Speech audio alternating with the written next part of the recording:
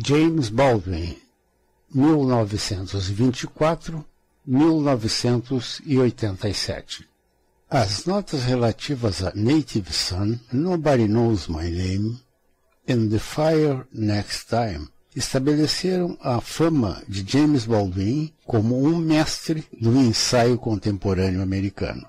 Com 4 romances, uma coleção de contos e 2 peças teatrais, Baldwin juntou-se a Ralph Ellison na principal corrente das letras contemporâneas norte-americanas e fez cair sobre si as luzes da fama como um dos 2 escritores negros que dividiam a atenção da crítica literária americana nos anos 1950 e 1960. Ele nasceu e foi criado em Nova York e viveu na Europa por alguns anos. A leitura a seguir por José Luiz Pereira da Costa é de traduções feitas a partir de material que está em domínio público ou que, pela limitação do espaço usado, se inclui no que se chama de fair use, ou uso lícito, porque não visa objetivo outro senão a difusão do pensamento de terceiros, dando devido crédito material e moral. Este material visa pessoas e instituições de amparo a deficientes visuais que poderão usá-lo livremente, inclusive fazendo cópias. Não poderá, todavia, ser comercializado em nenhuma forma. Esta nota inicial, que constará dos capítulos, não pode ser omitida quando de eventuais cópias. Breves notas autobiográficas. Nasci no Harlem 31 anos atrás. Comecei a fazer enredos e romances quase ao mesmo tempo em que aprendi a ler. A história de minha infância é a comum, insossa fantasia e se pode afastar isto com um incontido exame de que eu certamente não consideraria vivê-la novamente. Nessa época, minha mãe se dava ao exasperante e misterioso hábito de gerar filhos. À medida que andavam, apanhava-os com uma mão e na outra carregava um livro aberto. As crianças seguramente sofriam, mesmo que hajam sido gentis o bastante para negar as agruras. Assim que li A Cabana do Tio Tomás e A Tale of Two Cities, uma história de 2 cidades, inúmeras vezes. Dessa forma, em verdade, fui lendo tudo aquilo que em minhas mãos caía, com exceção da Bíblia, provavelmente, posto que fosse o único livro que me encorajavam devia ler. Devo também confessar que escrevi grande coisa, e meu primeiro triunfo profissional, de qualquer modo, meu primeiro empenho em ver algo meu impresso, ocorreu quando tinha cerca de 12 anos, quando um conto que escrevi a respeito da Guerra Espanhola ganhou uma espécie de prêmio num jornalzinho de igreja de curtíssima vida. Recordo que a história foi censurada pela editora. Não me lembro o porquê, mas fiquei ultrajado. Também escrevi peças teatrais e músicas, uma das quais mereceu carta congratulatória de parte do prefeito LaGuardia, e poesias, quanto às quais, quanto menos se falar, melhor. Minha mãe mantinha-se em enlevo por todos esses progressos, mas meu pai não. Ele queria que eu me tornasse um pregador. Quando tinha 14 anos, tornei-me um pregador. Mas ao chegar aos 17, desisti. Muito pouco adiante, deixei a casa. Deus sabe o quanto lutei contra trabalhar no comércio e na indústria. Acho que diriam que lutaram contra mim. E quando eu estava na casa dos 21, havia trabalhado o bastante num romance para merecer uma bolsa de estudos de Sexton Fellowship. Quando cheguei aos 22 anos, a bolsa terminou e o romance mostrou-se invendável. Assim que fui trabalhar como garçom num restaurante no Village. E passei a escrever resenhas de livros, comumente de autores negros, o que, pela cor de minha epiderme, fazia-me automaticamente um expert no assunto abordado. Fiz outro livro, em companhia do fotógrafo Theodor Belatovsky, sobre os frontais de igrejas no Harlem. Este livro encontrou o mesmo destino de meu primeiro, solidariedade, mas sem vendas. Merecia Rosenwald Fellowship. Aos 24, resolvi parar de criticar livros sobre o problema do negro, que nessa época era um tantinho menos horrível impresso do que na vida real. Assim, fiz minhas malas e parti para a França, onde terminei, Deus sabe lá como, Go tell it to the mountain. Vai contar isto na montanha. Qualquer escritor, creio, sente que o mundo onde nasceu é nada menos do que uma conspiração contra o cultivo de seu talento. Atitude que, por certo, muito influenciará em sua obra. De outra parte, é somente porque o mundo olha para seu talento com aterradora indiferença que faz com que o artista seja compelido a fazer de seu talento algo importante.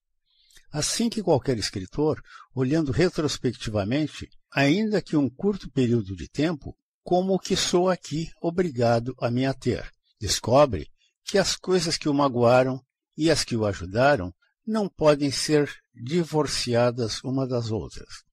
Ele poderia ser ajudado de uma certa forma somente porque ele foi magoado de uma certa maneira, e seu único consolo seria mover-se de um enigma para o seguinte.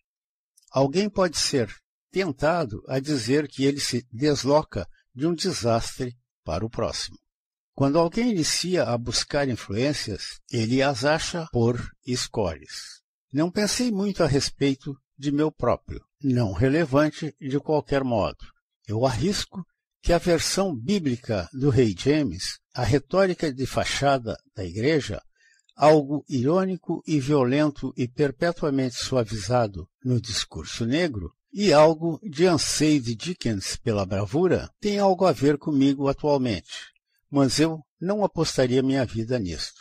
Da mesma forma, incontáveis pessoas me ajudaram de muitas maneiras. Mas, finalmente, eu suponho, o mais difícil e mais recompensador em minha vida tem sido o fato de que nasci negro e fui forçado, por consequência, a efetuar certo tipo de trégua com essa realidade. Trégua, a propósito, é o melhor que alguém pode almejar.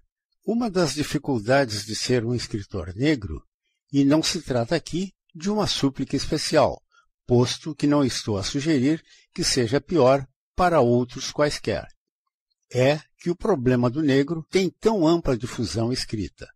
As prateleiras vergam-se ante ao peso de informações, assim que qualquer um se considera como bem informado. E esta informação, além do mais, opera, geral e popularmente, para reforçar atitudes tradicionais.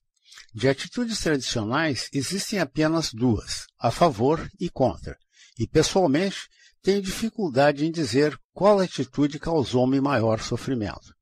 Estou plenamente consciente de que a mudança de má vontade para boa vontade, seja induzida, seja imperfeita, seja externada, é melhor do que nenhuma mudança. Mas é parte da atividade do escritor, como eu a vejo, examinar atitudes, ir abaixo da superfície, registrar a fonte. Deste ponto de vista, o problema do negro é praticamente inacessível. É não apenas objeto de textos tão amplamente, mas o é de forma deplorável. É possível dizer que o preço que o negro paga para se tornar articulado é achar-se a si mesmo, finalmente, com nada para ser articulado a respeito. Você ensinou-me sua língua, diz Caliban a Próspero. Minha vantagem, agora, é que posso amaldiçoar. Reflita, a tremenda atividade social que este problema gera impõe sobre os brancos e negros igualmente a necessidade de olharem para a frente, de se empenharem para trazer adiante dias melhores. Isto é bom. Mantém as águas em agito. É tudo o que tornou possível o progresso dos negros. Todavia, assuntos sociais não são, de forma genérica, interesse primário do escritor, mesmo que devesse ser ou não.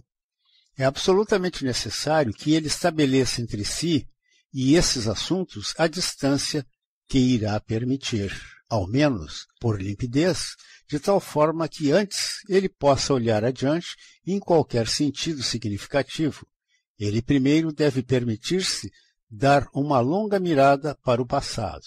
No contexto do problema do negro, nem brancos ou negros, por excelentes razões em si mesmas, têm o mínimo desejo de olhar para trás, mas pensar que o passado é tudo que torna o presente coerente. E mais, que o passado permanecerá horrível exatamente na medida em que nos recusarmos a avaliá-lo honestamente. Eu sei, no meu caso, que o tempo mais crucial no meu desenvolvimento ocorreu quando fui forçado a reconhecer que eu era uma espécie de bastardo do Oeste, quando segui a linha de meu passado e não me encontrei na Europa, senão que na África. E isso significa que, numa maneira sutil, numa realmente profunda maneira, eu trouxe Shakespeare, Bach, Rembrandt, as pedras de Paris, a Catedral de Chartres, e para o edifício Empire State uma atitude especial. Essas não eram realmente minhas criações, não continham a minha história. Eu devo buscar neles para sempre, em vão, qualquer reflexo de mim. Eu era um intrometido.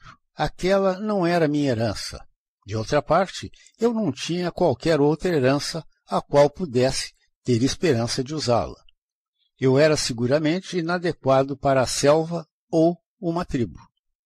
Eu teria que me apropriar desses séculos de brancos, teria que torná-los meus, teria de aceitar minha peculiar atitude, meu peculiar espaço nesse esquema, caso contrário eu não teria espaço em qualquer esquema. O que era mais difícil era o fato de que eu era forçado a admitir algo que havia sempre ocultado de mim mesmo, que o negro americano havia ocultado de si também, como preço a ser pago para seu progresso público, de que eu odiava e temia os brancos. Isto não significava que eu amava aos negros. Ao contrário, eu os desprezava, possivelmente porque não tiveram a capacidade de gerar um Rembrandt. Com efeito, eu odiava e temia o mundo. Isto significava não apenas que eu havia dado ao mundo um terrível poder sobre mim, mas que também em tal autodestrutivo limbo eu jamais poderia ter esperança de escrever. Há quem escreva sobre apenas um tema, sua própria experiência. Tudo dependerá do quanto ele implacavelmente extrai de sua experiência, até quanto a última gota de suor ou amargor lhe pode dar. Isto é o que verdadeiramente interessa ao artista, recriar a partir da desordem da vida o ordenamento que é a arte. A dificuldade, então, para mim, sendo um escritor negro, é o fato de que eu era, com efeito, proibido de examinar minha própria experiência de perto, pelas tremendas demandas e o real perigo de minha situação social. Não creio que o dilema esboçado acima seja incomum. Eu penso sim que uma vez que os escritores labutam num meio de linguagem desastrosamente explícito, que isso vai num breve caminho na direção de explicar por que, a partir dos enormes recursos do discurso e vida do negro, e não obstante, o exemplo da música dos negros, a prosa escrita por negros, tem, generalizando, sido tão pálida e tão áspera. Eu não escrevi sobre ser um negro em tal extensão, porque esperasse ser meu único tema, mas apenas porque esta era a porta que eu tinha para destrancar antes que pudesse ansiar por escrever sobre qualquer tema. Creio que o problema do negro na América possa ser discutido coerentemente sem carregar-se em mente seu contexto sendo a história, tradições, costumes, as pretensões e preocupações morais do país. Resumindo, todo o tecido social. Aparências ao contrário, ninguém na América escapa de seus efeitos, e todos na América carregam alguma responsabilidade por isso. Eu acredito nisto mais firmemente, posto que há uma tendência irresistível de falar sobre esse problema como se fosse algo à parte. Mas na obra de Faulkner, na atitude geral e certas partes específicas de Robert Penn Warren, e mais significativamente com o advento de Ralph Ellison, vê-se o início, pelo menos, uma mais genuinamente e penetrante pesquisa. O Sr. Ellison, a propósito, é o primeiro romancista negro que até então li a usar em linguagem, e brilhantemente, algumas das ambiguidades e ironias da vida do negro. Sobre meus passatempos, não tenho nenhum, a não ser o desejo mórbido de possuir uma câmara de filmar em 16 mm e com ela fazer filmes classificados como experimentais. De outra parte, gosto de comer e beber. É minha melancólica convicção a de que jamais tive o suficiente para comer. Isto se dá porque é impossível comer o bastante quando você está preocupado quanto a ter a próxima refeição. Eu gosto de discutir com pessoas que não discordem de mim profundamente. E amo rir. Não gosto de boêmia, nem dos boêmios. Não gosto de gente cujo objetivo principal seja o prazer, nem de gente séria por demais. Não gosto daqueles que gostam de mim porque eu sou negro, nem dos que encontram nesse acidente base para o desprezo. Gosto da América como a nenhum outro país no mundo. E exatamente por essa razão insisto no direito que tenho de criticá-la perpetuamente. Creio que todas as teorias são suspeitas, que os mais belos princípios poderiam ser modificados, ou mesmo pulverizados pelas demandas da vida, e que o ser deve encontrar, assim, seu próprio centro moral e andar através do mundo, desejando que esse centro o guiará corretamente. Tenho certeza de minhas inúmeras responsabilidades, mas nenhuma é maior do que esta: durar e, como diz Hemingway, fazer o que me cabe. Desejo ser uma pessoa honesta e um bom escritor.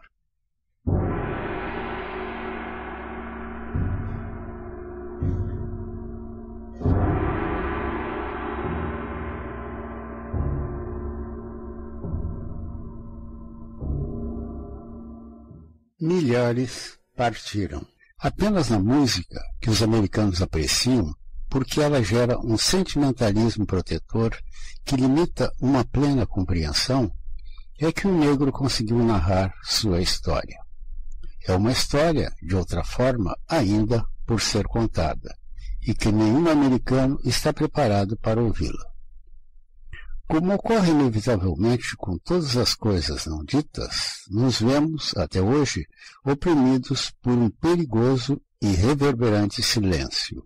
Mas a história é dita, compulsivamente, em símbolos e sinais, em hieróglifos, é revelada no discurso negro e naquele da maioria branca e em seus diferentes padrões de referências. As formas mediante as quais o negro afetou a psicologia americana são traídos em nossa cultura popular e na nossa moralidade, em nossa alienação, para com ele está a profundidade de nossa alienação para com nós mesmos. Não se pode indagar o que realmente sentimos a respeito dele. Tal questão simplesmente abre as portas do caos. O que realmente sentimos a respeito dele se mistura com o universo que sentimos a respeito de tudo, a respeito de todos, a respeito de nós mesmos. A história do negro na América é a história da América, ou mais precisamente, é a história dos americanos. Não é uma história muito bonita. A história de um povo nunca é uma bela história. O negro na América, pejorativamente referido como a sombra que perversamente perpassa a nossa história, é muito mais do que isto. Ele é uma sequência de sombras autogeradas, entrelaçadas contra as quais, agora, impotentemente, nos debatemos. Alguém poderá dizer que o negro na América, em verdade, não existe, exceto na escuridão de nossas mentes. Esta é uma razão porque sua história, seu progresso, seu relacionamento com outros americanos têm sido mantidos no meio social. Ele não é um problema humano ou pessoal, senão que social. Pensar a seu respeito é lidar com estatísticas, favelas, estupros, injustiças, violência remota. É confrontar-se com um catálogo sem fim de perdas, lucros, arruaças, sentir-se virtuoso, insultado, desprotegido, como se sua condição dentro de nós fosse algo similar a doenças, talvez câncer, quem sabe tuberculose, que podem ser diagnosticadas, mas não curadas. Nesse ambiente, o negro assume forma diversa daquela que tem em vida. Se ele rompe a imagem sociológica e sentimental que dele temos, entramos em pânico e nos sentimos traídos. Quando ele viola essa imagem, por decorrência, coloca-se em grande perigo. Papel que dificilmente avaliamos, ele está desempenhando em nosso benefício. O que nem sempre é tão aparente, mas igualmente verdadeiro. Estamos nós também correndo algum perigo. Haja vista nossa retirada, nossa cegueira e imediato revide. Nossa desumanização do negro, então, é indivisível de nossa própria desumanização. A perda de nossa identidade é o preço que pagamos por nosso divórcio dele. O tempo e nossa força natural agem como nossos aliados, criando uma impossível, infrutífera tensão entre o tradicional senhor e o escravo. Impossível e infrutífera porque, verbatim, invisível como essa tensão se tornou, nada tem a ver com a realidade. O tempo produziu algumas mudanças na face do negro. Ninguém logrou fazê-la exatamente como a nossa, embora a aspiração geral seja de fazê-la invisível, se não for possível, torná-la branca. Quando se tornar invisível, o passado apagado da face negra, assim como o foi da nossa culpa estará acabada. Pelo menos deixará de ser visível. O que imaginamos é uma mesmíssima coisa. Mas num paradoxo, somos nós quem evitamos que isto ocorra, uma vez que somos nós quem, cada hora de nossas vidas, repomos nossas faces com a nossa culpa, e fazemos isso por outro paradoxo não menos terrível. Impotentes, apaixonadamente, à margem de uma imaterializada necessidade de obter absolvição. Hoje, com certeza, sabe-se que o negro não é, biologicamente ou mentalmente, inferior. Não há fundamento nos rumores do odor de seu sangue, tampouco de sua incorrigível sexualidade. Nada além do que possa ser facilmente explicável e mesmo defendido pelas ciências sociais. A mais, em nossa última guerra, seu sangue foi segregado do jeito que foi, e mais ainda, foi sua pessoa. Até hoje somos colocados em uma divisão, de forma que ele não possa casar-se com nossas irmãs ou irmãos, tampouco possa, na maioria dos casos, comer às nossas mesas ou viver em nossas casas. Especialmente aqueles que fazem ao custo de uma dupla alienação. De sua gente, cujos legendários atributos tem de negar, ou o que é pior, vulgarizá-los para os colocar no mercado. De nós, porque assim deles exigimos, quando os aceitamos, que deixem imediatamente de ser negros, e apesar disto, não pequem por esquecer o que ser negro significa. Lembrar-se, isto é, do que isso significa para nós. O limiar de um insulto, alto ou baixo, pode ser medido de acordo com as pessoas a quem tem endereço, dos engraxates de Atlanta até as celebridades de Nova York. É preciso viajar distâncias, acompanhados de santos que nada têm a ganhar, ou com párias que nada têm a perder, para alcançar um lugar aonde não importe, mas talvez uma palavra, um gesto ou, simplesmente, um silêncio testifiquem que, sim, importa mesmo lá. Por que significa algo ser um negro da mesma forma que tem significado nascer na Irlanda ou na China, viver onde uma pessoa pode ver espaço e céu, ou viver onde alguém apenas não vê outra coisa senão caliça, senão altos edifícios. Não podemos escapar de nossas origens, não importa quanto tentemos, origens que contêm a chave, não encontrada, de tudo o que adiante nos transformamos. O que significa ser um negro é muito mais do que poder vir este ensaio a descobrir. O significado de ser negro na América pode, quem sabe, ser sugerido ao examinarem-se os mitos que perpetuamos a seu respeito. Tia Jemima e tio Tom estão mortos. Seu lugar foi ocupado por um grupo de jovens magnificamente bem ajustados, desconhecidos, literatos, bem vestidos e imaculados, que não provocam desdém, que jamais pisaram numa plantação de algodão, ou de tabaco, ou em qualquer cozinha, senão as modernas de hoje. Aos que permaneceram em nossa estranha língua, underprivileged. Alguns são amargos e vivem angustiados, outros são infelizes, mas deixam sua esperança em melhores dias por vir.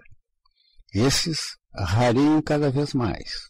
Na sua maioria, não ligam para a questão racial, buscam por seu lugar individual ao sol e por isolarem-se, vivendo como qualquer outro cidadão da República.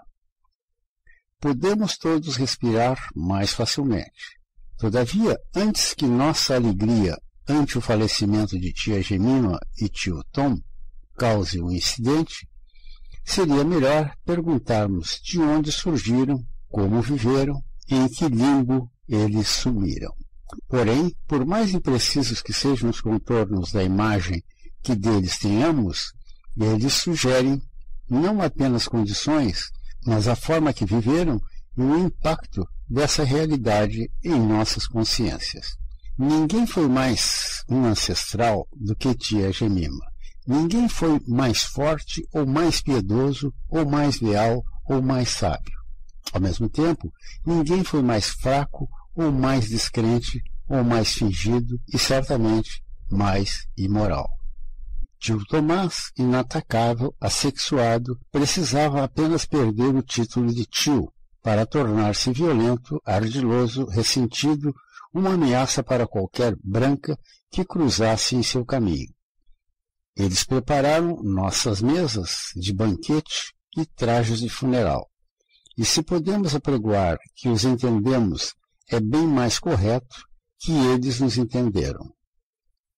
Isso se constitui num sabor picante de uma piada nacional, permanecendo atrás de nossas inseguranças, assim como se aloja por trás de nossa benevolência.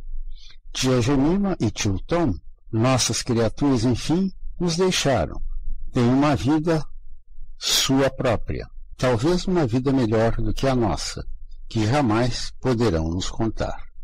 Ao ponto em que fomos levados a conjecturar, mais privada e penosamente, que profundezas do desprezo, que alturas da indiferença, que prodígios da elasticidade, que indomável superioridade permitiu-lhes tão vividamente suportar, nem perecendo, tampouco renascendo, para varrer-nos da terra a imagem sempre arranhada e a palavra que falhou.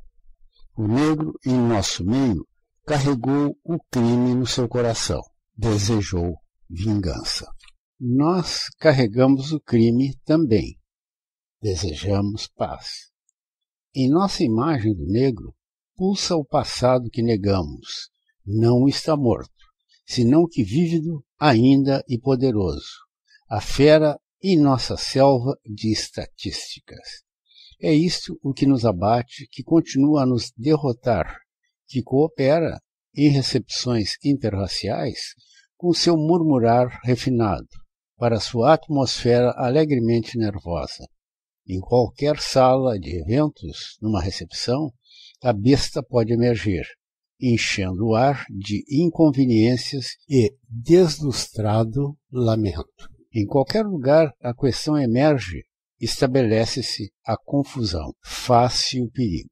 Onde aparece a face do negro, forma-se a tensão de um silêncio impregnado de coisas impronunciáveis. É um erro sentimental, assim, acreditar que o passado morreu. Não tem significado qualquer dizer tudo foi esquecido. Não se trata de uma questão de memória. O Édipo não se recorda dos laços das sandálias que calçou. Todavia, as marcas que deixaram são a prova dos caminhos que seus pés o levaram. O homem não se recorda da mão que o atingiu, da escuridão que o aterrorizou quando criança. Todavia, a mão e o escuro permanecem consigo, indissociáveis de si mesmo, parte da paixão que o conduz sempre que pensa em escapar. A moldagem de um americano se inicia no ponto em que ele, por si mesmo, rejeita todas as amarras, qualquer outra história e aceita a bandeira da terra de adoção. Essa questão tem sido enfrentada por todos os americanos ao longo de nossa história. De certa forma, esta é a nossa história. Confunde o imigrante e deixa nervosa a segunda geração desses, ainda hoje. No caso do negro, o seu passado foi-lhe arrancado, quisesse ou não. Ademais, renunciá-lo era nulo, sem qualquer vantagem, posto que sua história degradante era exibida, literalmente, em sua fronte. Que triste, porque ele era tão veemente quanto negro e jamais teria descoberto o milagroso sangue de Cristo, não houvesse desafiado as selvas para dar-se-lhe essas alegres bem-aventuranças. Que triste, porque nosso papel como missionário não foi de todo desinteressado. Fazia-se mister que recordássemos a vergonha que o libertamos de forma a mais facilmente escapar do nosso. Como ele aceitou o alabastro de Cristo e a cruz ensanguentada, no carregar do que ele encontraria redenção, como de fato, para nossa indignada admiração, ele algumas vezes o fez. Ele necessitava, desta forma, a imagem que lhe demos dele próprio. Não havendo outra, e postando-se acima de tudo, em perigo de morte, ele deveria falhar em aceitar a ofuscante luz trazendo, por consequência, a escuridão. É este um simples dilema que deve ter-lhe surgido na mente se desejássemos compreender sua psicologia. Todavia, afastamos o foco de luz que inclemente caía sobre si, ou provamos, numa análise social bem-sucedida, como seu destino mudou, como ambos melhoramos, nosso ressentimento se recusa a ser exorcizado. E não há lugar onde isto se mostre mais aparente do que na literatura, face ao tema problema, quando escrito por brancos, e protesto, quando escrito por negros. E nada é mais conspícuo do que a tremenda disparidade de tom entre as duas criações. King's Blood Royal possui, por exemplo, quase nenhuma semelhança com If We Hollers, Let Him Go, embora que os mesmos críticos os elogiassem, em essência, pelas mesmas razões. Essas razões podem ser sugeridas, ainda que de forma sucinta, jamais injustamente, observando-se que a pressuposição em ambos os romances é exatamente a mesma. Negro é uma cor terrível para alguém nascer com ela neste mundo. Agora, a mais poderosa e festejada manifestação jamais proferida do que significa ser negro na América é a obra de Richard Wright, Native Son. O sentimento que prevaleceu quando de sua publicação era de um romance amargo, descompromissado, chocante, capaz de provar, por sua própria natureza, que rumos podem ser tomados numa democracia. E seu incontestável sucesso prova que os americanos se capacitaram a encarar, sem piscar, tão constrangedora realidade. Os americanos, infelizmente, têm uma notável capacidade de transformar verdades amargas em inócuas, porém picantes, confeites, e de transformar suas contradições morais ou discussões públicas dessas contradições em mostras de orgulho, como as que se atribuem por heroísmo no campo de batalha. Tal livro, sentimos com orgulho, não poderia haver sido escrito antes, o que é a verdade. Tampouco poderia ser escrito hoje. Ele ganha contornos de marco, posto que Bigger e seus irmãos avançaram através de uma outra metamorfose, passaram a ser aceitos nas ligas de beisebol e por colegas desse mundo fechado. Fizeram uma entrada triunfal no cenário nacional. Temos ainda de encontrar, todavia, um relato inquestionavelmente autêntico ou algum que inicie por desafiar este tão expressivo romance. Trata-se, no contexto de certa tradição americana, a história de um jovem comum lutando contra as forças das circunstâncias. Essas forças das circunstâncias, que desempenham e representam um papel tão importante nas narrativas nacionais de sucessos e fracassos, neste caso em particular, as forças circunstanciais não são apenas a pobreza, senão que a cor, uma particularidade que não pode ser transposta, contra a qual o personagem luta por sua vida e é derrotado. É na epiderme notável que esse livro deve ter sido apreciado entre americanos face ao prazer que ele ensejou.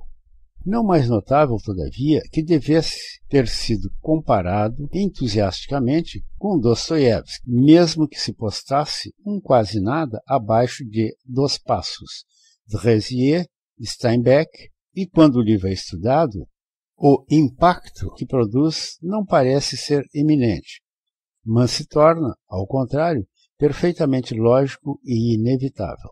Não se pode, para começar, por divorciar esse livro do clima social específico de seu tempo. Foi uma das últimas indignadas produções encontradas no fim dos anos 20 e ao longo dos 30, lidando com as inquietudes das estruturas sociais da América.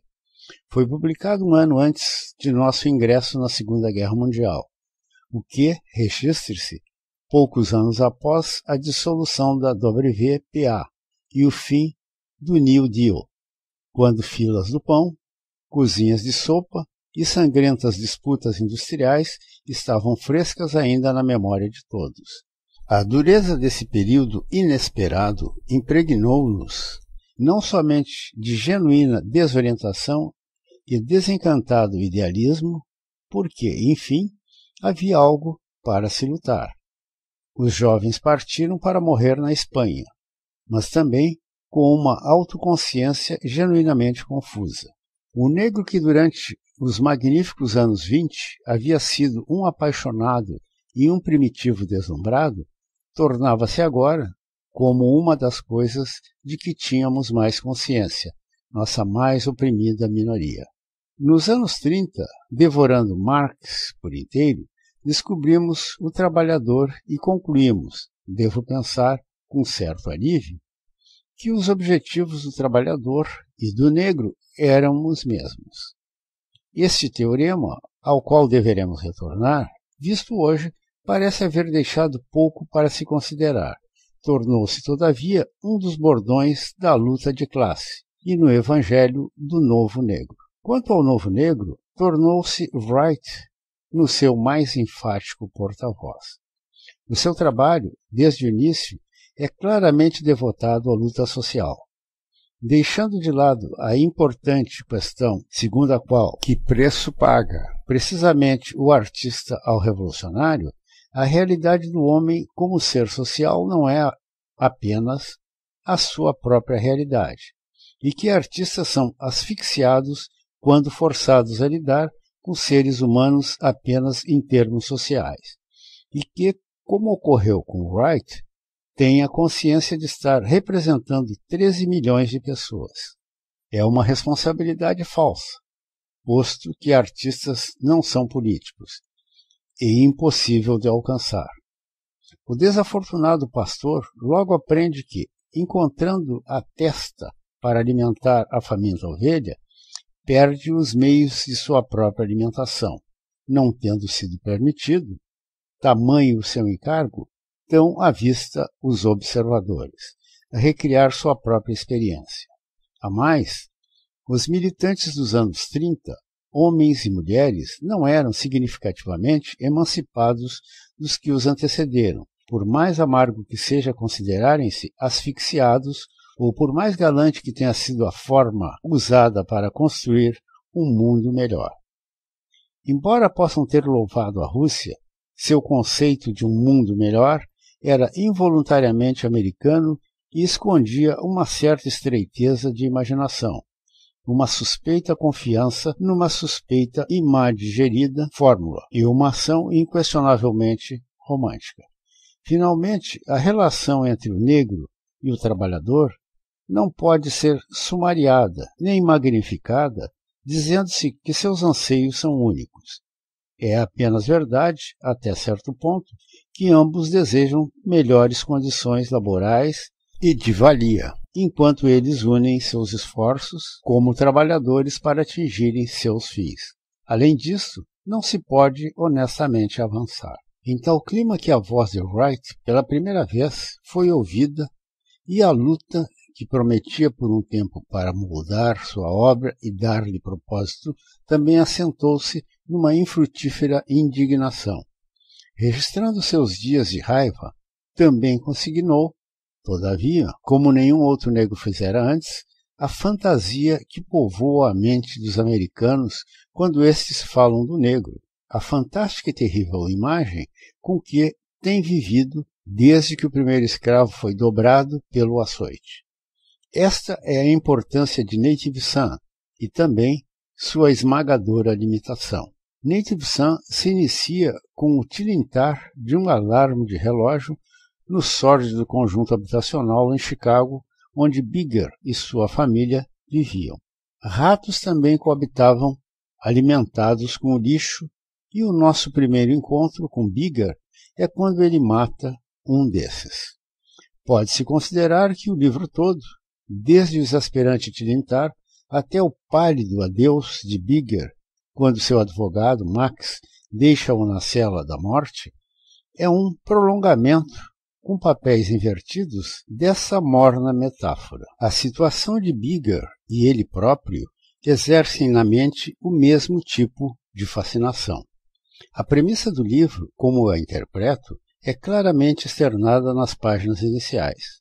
Nós estamos nos confrontando com um monstrengo criado na República Americana e, embora tenhamos de compartilhar sua experiência, devemos nos iluminar, conservando seu modo de vida e sentindo tanto piedade quanto horror ante seu terrível e inevitável destino. Trata-se de uma ideia interessante e potencialmente rica, e estaríamos discutindo um romance completamente diferente se a produção de Wright tivesse sido mais perceptiva, não houvesse ele tentado redimir socialmente um monstro simbólico. Alguém poderá objetar dizendo que foi exatamente esta a intenção de Wright ao criar em Bigger um símbolo social, revelador de uma mazela da sociedade e profeta de um desastre. Penso, todavia, que essa presunção devemos examiná-la mais cuidadosamente. Bigger não tem qualquer relação discernível consigo mesmo, com sua vida, com seu povo, nem com qualquer outro povo. Nesse contexto, talvez, ele seja tipicamente americano, e a força que ostenta vem não de sua importância como uma unidade social ou antissocial, mas com seu significado como encarnação de um mito. É notável que, embora o sigamos passo a passo, do cortiço até sua cela de morte, sabemos tão pouco a seu respeito quando essa jornada finda, quanto ao se iniciar. E o que é mais extraordinário, sabemos quase nada a respeito da dinâmica social que, acreditamos, o gerou, apesar dos detalhes da vida no cortiço que nos são dados. Duvido que alguém que tenha se detido nesse aspecto, livrando-se de sentimentalismo, possa aceitar, por um momento, essa premissa fundamental do romance. Os negros que o cercam, de outro lado, sua incansável e laboriosa mãe, sua irmã ambiciosa, seus amigos do salão de bilhar e Bessie podem ser considerados os personagens mais ricos e constituem-se em mais acuradas representações dos caminhos através dos quais os negros são controlados em nossa sociedade e as complexas técnicas que desenvolvem para sobreviver. Estamos, todavia, limitados ao modo como Bigger os vê, parte do deliberado plano que poderia não ter sido desastroso se não houvéssemos ficado restritos ao entendimento de Bigger.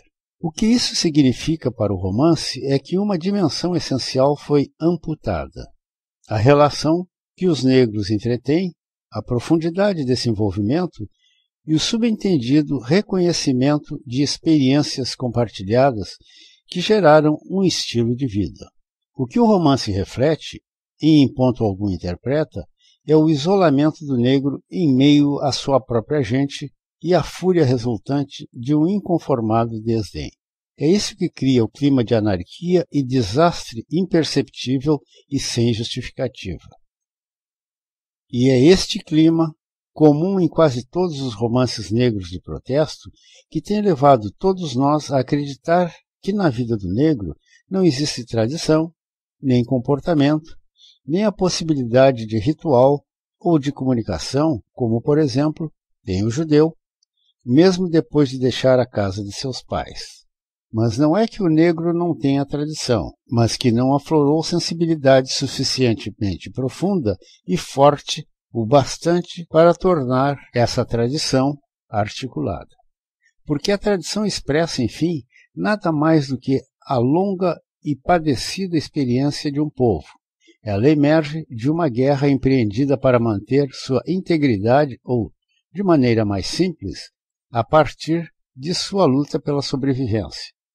Quando se fala de tradição judaica, fala-se de séculos de exílio e perseguição, de resistência que tiveram de manter e da sensibilidade que é descoberta quando se vislumbra a sublime possibilidade de uma vitória moral.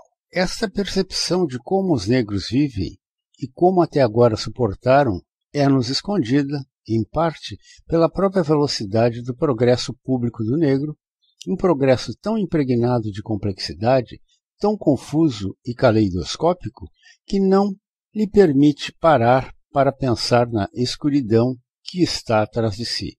E pela natureza da psicologia americana, que de forma a apreendê-la ou dispor-se a aceitá-la, necessita submeter-se a metamorfoses tão profundas que é, literalmente, impensável e que, não há dúvidas, resistiremos até que sejamos compelidos a conseguir nossa própria identidade pelos rigores de um tempo que já chegou. Bigger, enquanto isso, e todos os seus furibundos familiares servem apenas para estimular o notório gosto nacional pelo que é sensacional e para reforçar tudo o que agora julgamos necessário para crer. Não é a Bigger que tememos, uma vez que sua presença em nosso meio garantirá a nossa vitória. São os outros, que sorriem, que vão à igreja, não incomodam ninguém, que às vezes, divertidamente, com piedade, até com afeição, os vemos, e em cujas faces, vez por outra, contemplamos o mais leve sinal de arrogante hostilidade, a mais sutil retirada, uma especulativa sombra de desprezo que nos fazem inseguros. Quem chateamos, desafiamos, apelamos, tememos para que nos continue ignorando, embora não sejamos, sentimos tanto com alívio e hostilidade e com profunda confusão, desconhecidos para eles. É a partir de nossa reação para esses servos que foi criada a imagem que formamos de Bigger. É esta imagem, ainda vívida, que perpetuamente procuramos apagar com boas obras. E esta imagem faz com que todas as nossas boas ações sejam de um intolerável ridículo. O preto, negro, escuro, brutal, consumido por grande hostilidade, como somos consumidos pela culpa, não pode, por consequência, ser perdoado. Ele espia por sobre nossos ombros quando pagamos nossa empregada. É sua mão que tememos e a estamos agarrando quando lutamos para nos comunicarmos com o atual negro inteligente. Seu odor, como era, que enche as bocas com sal, enquanto o monumento é descerrado em honra ao mais recente líder negro. Cada geração gritou por trás desse preto, enquanto ele caminhava pelas ruas. É ele quem não desejaríamos ver casado com nossas irmãs. Ele é banido por uma escuridão vasta e lamuriante. Sempre que se fala de pureza de nossas mulheres, de santidade de nossos homens, dos ideais americanos. E o que é mais, ele é, em verdade, o filho nativo. Ele é o preto. Vamos nos conter e indagar, neste momento, se ele realmente existe, porque acreditamos que ele existe. Posto que sempre o encontramos em nosso meio, em carne e osso, nossa fé se completa e seu inelutável final, sangrento, se completa com mística ferocidade e alegria. Mas existe uma fé complementar entre os desgraçados que envolve sua acumulação de pedras com as quais aqueles que caminham na luz os apedrejarão. Ou existe entre o desejo intolerável, perverso, poderoso e degradante de forçar para uma arena do real esses fantásticos crimes dos quais têm sido acusados, alcançando sua vingança e sua própria destruição através da transformação do pesadelo em realidade. A imagem americana do negro vive também no coração do negro. E quando ele se entrega a essa imagem, a vida não tem outra realidade possível. Então ele, como o inimigo branco, com o qual será enjaulado para uma luta mortal, não terá outro jeito, senão o de salvar sua identidade. É por isso que o assassinato de Mary, por parte de Bigger, pode ser considerado como um ato de criação. E porque, uma vez que o crime ocorreu, ele pôde sentir, pela primeira vez, que estava vivendo plena e profundamente como um homem deve viver. Posso assim pensar que, em toda a América, não há negro vivo que não tenha sentido, num instante, ou por longos períodos, a angústia aguda ou rombuda, em graus diversos e efeitos variados, simples, crua, hostil e sem resposta, que não ansiou por esganar qualquer sujeito branco que passasse por sua frente, por violar, mesmo sem origem, numa cruel vingança, suas mulheres, partir os corpos de todos os brancos e rebaixá-los até a altura da poeira na qual ele mesmo tem estado e está se transformando. Nenhum negro que, enfim, não tenha tido de fazer, precariamente, uma adaptação ao preto que o envolve e ao preto em si mesmo. Mesmo que o ajuste tenha de ser feito, melhor, deve ser tentado, a tensão permanentemente mantida, pois sem isso ele terá entregue seu inato direito de homem, não menos do que esse mesmo direito como negro. O universo por inteiro é então povoado apenas com seus inimigos, que não são apenas homens brancos armados com forcas e rifles, mas seu próprio distante e contemplativo irmão de raça. Sua negritude é sua degradação e é sua estúpida e passiva resignação que faz seu fim inevitável. Bigger sonha com algum negro que colocará todos os negros juntos dentro de um poderoso punho cerrado e sente, em relação à sua família, que talvez devessem viver como o faziam, exatamente porque nenhum deles jamais fizeram alguma coisa, certa ou errada, de alguma importância. Apenas ele que, por um ato criminoso, fora parar na infecta cela da prisão. Fizera disto a prova de que estava vivo e que seu desprezado sangue nutria a paixão de um homem. Ele havia forçado seus opressores a ver o fruto dessa opressão, e ele sente, quando seus familiares e amigos o vêm visitar na cela da morte, que eles não deveriam estar chorando ou atemorizados, que deveriam estar contentes, orgulhosos de que ele ousou, por meio do homicídio e agora através de sua iminente destruição, redimir sua zanga e humilhação, que ele arremessou na obscuridade sem espírito de suas vidas, o lume de sua paixão e morte. Assim sendo, eles devem recordar Bigger, que para eles já morreu, como se conclui. Mas eles não pensam assim. Cogitam apenas que ele matou 2 mulheres e desencadeou um reino de terror e que será morto na cadeira elétrica. Agora eles choram e, sinceramente, estão assustados, o que faz Bigger desprezá-los e querer vê-los longe dali. O que está faltando em sua situação e na representação de sua psicologia, que faz a sua situação falsa e sua psicologia incapaz de desenvolver-se, é a existência de qualquer apreensão reveladora, em Bigger, como parte de uma das realidades do negro ou como um dos papéis do negro. Esta falha é parte da falta, antes assinalada, de um elemento capaz de transportar o sentimento de vida do negro como a realidade complexa e contínua de um segmento humano. Bigger, que não pode funcionar assim como o reflexo de uma doença social, não tendo, assim posto, qualquer sociedade para refletir, do mesmo modo que se recusa a funcionar no pomposo nível do simbolismo cristão. Seus próximos portam-se com correção ao chorar e tremer, até mesmo de estarem aterrorizados, pois não se trata do amor que eles lhe dispensam ou têm para consigo mesmo, que o fará morrer. Mas em seu ódio, em seu auto-ódio, ele não redime o sofrimento dos desvalidos, mas revela, ao contrário, nada mais do que sua própria e feroz amargura de haver nascido sendo um deles. E nisto também ele é o filho nativo. Seu progresso é determinado pela velocidade com a qual a distância aumenta entre ele e o canto do leilão, e tudo o mais que esse canto implica.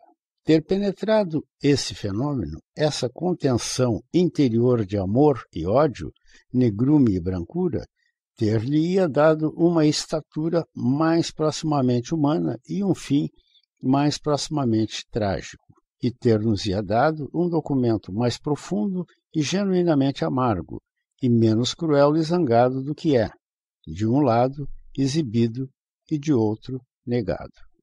Native Son vê-se por inteiro envolvido pela imagem americana da vida do negro e pela necessidade americana de encontrar um raio de esperança que o afaste de buscar suas próprias implicações. É por isso que Bigger tem, ao fim, de ser redimido, para ser recebido, mesmo apenas por retórica, nessa comunidade de fantasmas que é o nosso tenaz objetivo de um convívio social feliz. São os brancos socialmente conscientes que o recebem, os negros são incapazes de tal objetividade, e temos por efeito de exemplo a lamentável cena em que Jean, o amante de Mary, o perdoa por seu crime, e carregando a explícita carga do romance, faz um longo discurso para os julgadores. Esse discurso, que encerra o livro, é uma das mais desesperadas performances na ficção americana. É a humanidade de Bigger que está em questão, a relação na qual ele se sobressai sobre todos os demais americanos e, por consequência, as demais raças. E é precisamente essa questão que não pode ser clarificada, com a qual não se pode chegar a qualquer termo coerente. Ele é um monstro criado pela República Americana, o atual tenebroso somatório de gerações de opressores. Mas para dizer-se que ele é um monstro, é cair na armadilha de fazê-lo sub-humano.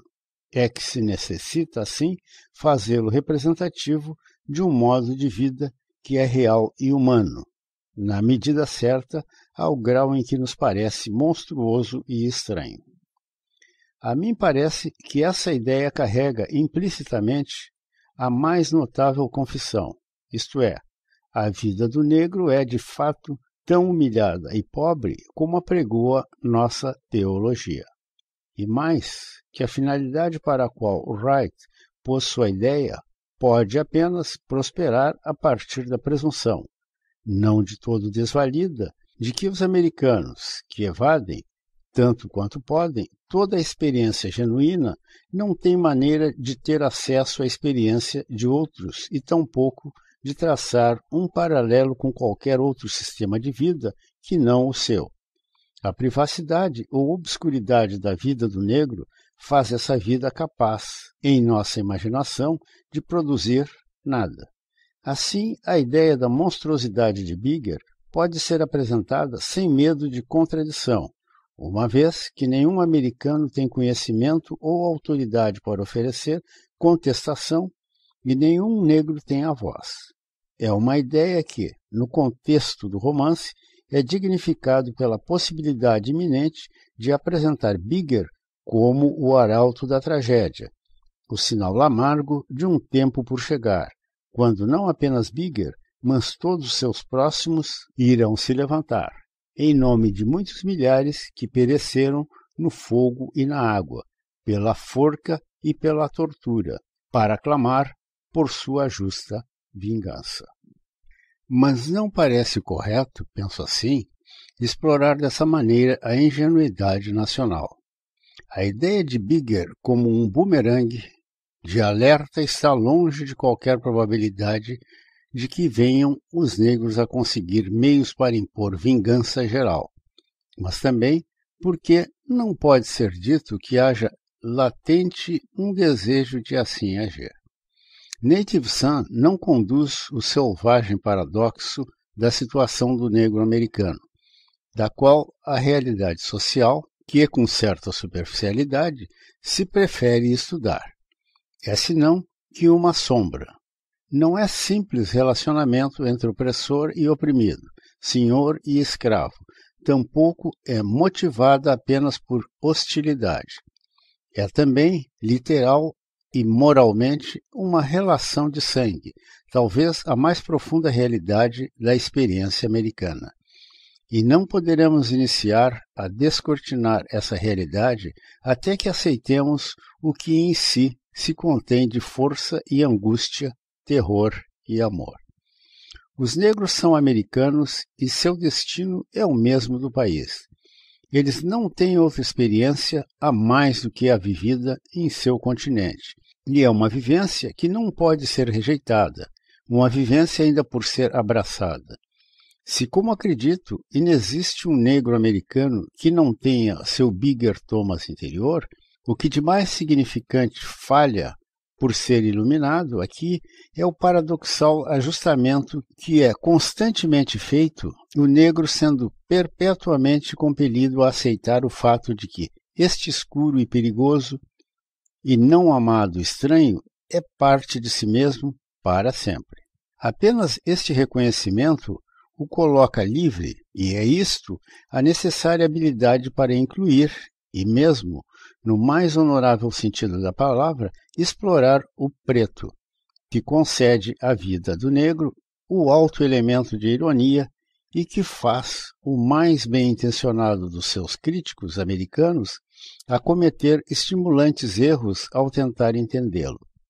Este Bigger, como um alerta, é simplesmente para reforçar a culpa americana e o medo daí decorrente. É mais efetivo limitá-lo à arena social antes referida, na qual ele não tem validade como pessoa. É mais fácil condená-lo à morte.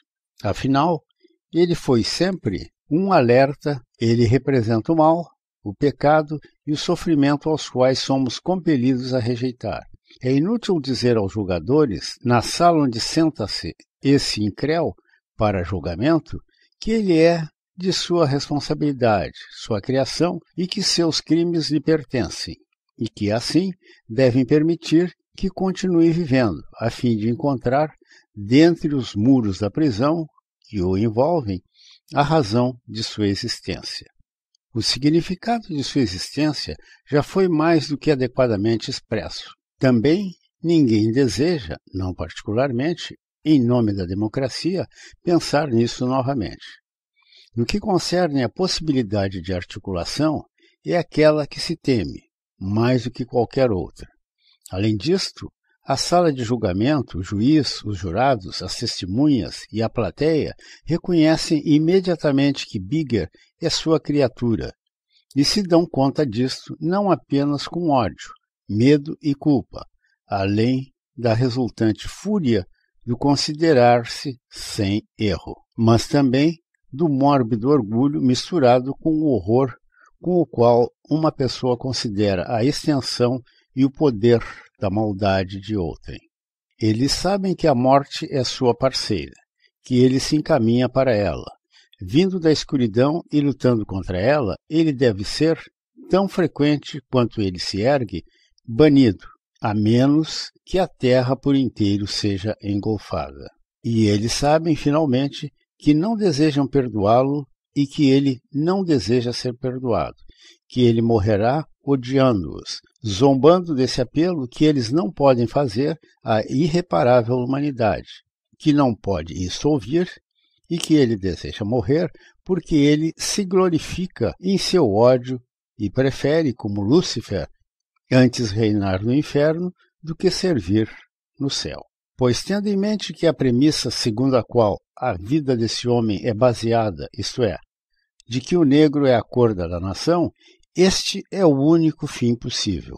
É a única morte que lhe permitirá certa dignidade ou mesmo, ainda que horrível, uma certa beleza. Para contar essa história, não mais do que um singelo aspecto na narrativa do preto, é inevitável e rica para tornar-se envolvida com a força da vida e da lenda. Como cada um perpetuamente assume a aparência da outra, criando uma realidade densa, polifacetada e mutante, que é o mundo em que vivemos e aquele que fazemos. Contar essa história é o início do processo de nossa libertação de sua imagem, e é, pela primeira vez, vestir seu fantasma com sangue e carne, aprofundar, pela nossa compreensão dele e de sua proximidade conosco, nossa compreensão de nós mesmos e de todos os homens. Mas esta não é a história contada por Native Son, posto que ali encontramos, meramente, repetida a cólera. Uma história que se conta por orgulho, uma vez que as implicações dessa raiva são omitidas, não nos vemos confrontados com a verdadeira ou potencial significação de nosso orgulho, razão por que caímos com um positivo brilho de reconhecimento sobre o longo e amargo resumo de Marx. É endereçado àqueles dentre nós de boa vontade e parece asseverar que, embora existam brancos e negros que se odeiem mutuamente, nós não agimos assim. Existem os que são traídos pela cobiça, pela culpa, pela lascívia, não nós. Nós juntaremos nossas faces e dar-nos-emos as mãos para caminharmos juntos em direção a um futuro brilhante, onde não haverá brancos nem negros. Este é o sonho de todo liberal, um sonho não de todo utópico, mas mesmo assim um sonho. Pois deixe-nos juntarmos as mãos no caminho da montanha, pois a batalha é noutro lugar. Isto prossegue longe de nós, no calor, horror e sofrimento da vida em si, onde todos os homens são traídos pela cobiça, a culpa e a lascívia, e onde ninguém tem as mãos limpas. Nossa boa vontade, da qual ainda esperamos a força para nos transformar, é fraca, desapaixonada, penetrante. Examinadas suas raízes, elas levam-nos aos nossos ancestrais, cuja assunção era de que o negro, para se tornar verdadeiramente humano e aceitável, necessitaria primeiro assemelhar-se a nós. Aceita essa assunção, o negro americano pode apenas aquecer na obliteração de sua própria personalidade, na distorção e degradação de sua própria experiência, entregando-se às forças que reduzem o ser ao anonimato e que os fazem manifestar diariamente sobre o mundo negro.